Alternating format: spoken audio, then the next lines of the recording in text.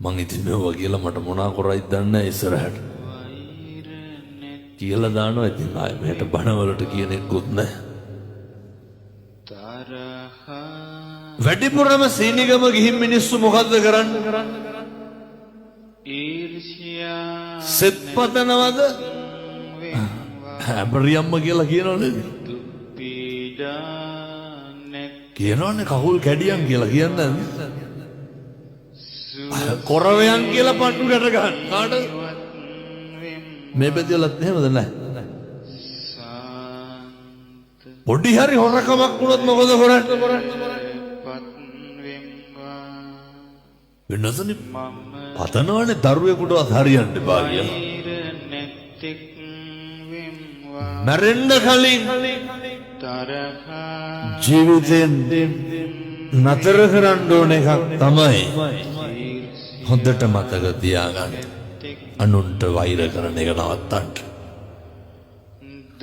මිනිස්සු අපිට කොච්චර දෙස් දෙවල් තිබ්බත් මම මේ කියන එක හොඳට අහගන්න. අපිට ඉදිරිවාදිකම් කරපු මිනිස්සු ඇති නැද්ද?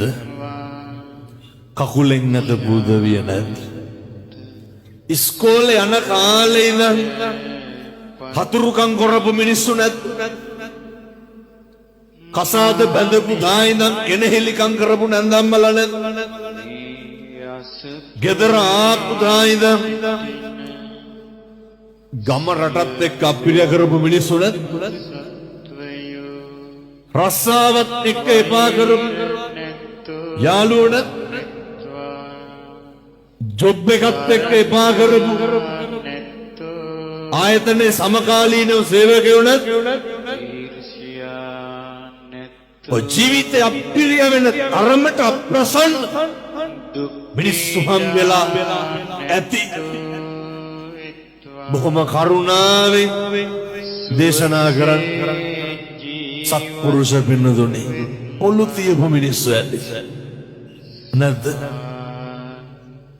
නැත්ද සල්ලි ඉල්ලගෙන ආපහු දීපු මේ පැතිවල එහෙම නැතුව ඇති. මං කියන අනිත් පැතිවල ඉල්ල ගත්තාම ටිකක් දෙනවා හොරයි.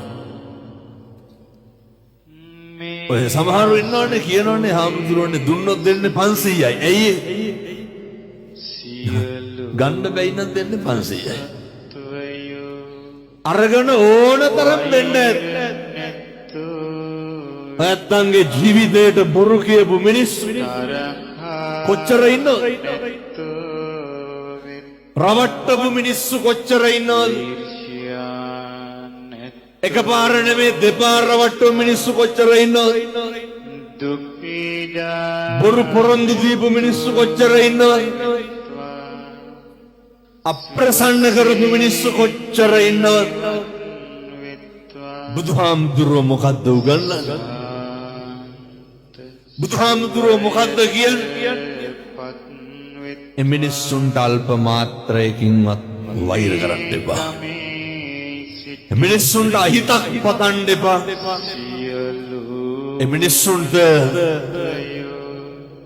දෝෂයක් නගන්න එපා. ඇයි පින්නතුනේ මෙහෙම කරන්න එපා කියන්නේ? මෛත්‍රී කරන්න පුළුවන් එකම ආත්මය මොකද්ද? බල්ලොන්ට මෛත්‍රී කිරියයි. මෛත්‍රී වඩන්න පුළුවන් සතෙක් කියමු බලන්න. මොන සතාටද මෛත්‍රී වඩන්න පුළුවන්? මෛත්‍රී වඩනවා කියන්නේ අමුතුවෙන් කරන එකක් එහෙම නෙමෙයි. මැරෙන්න කලින් මේ කැත ගති නවත්තලා මැරෙන්න.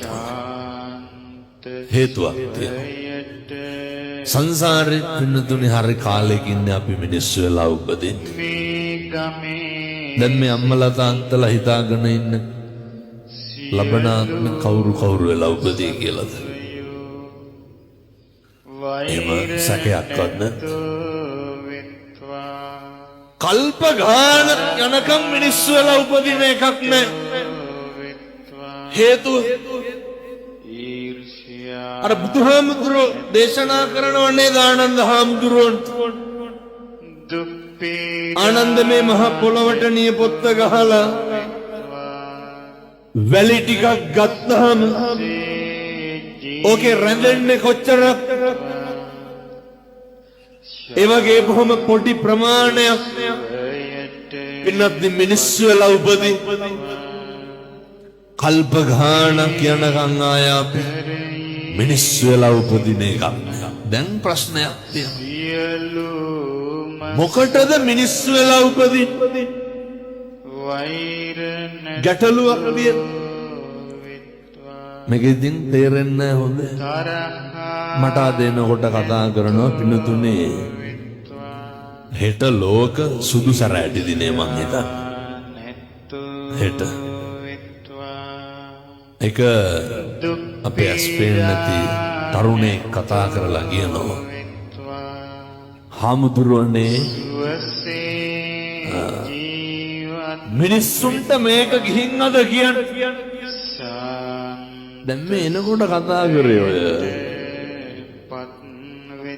බොහොම ළඟින් මේ හැලිය කොටට එහයින් කතා කරනවා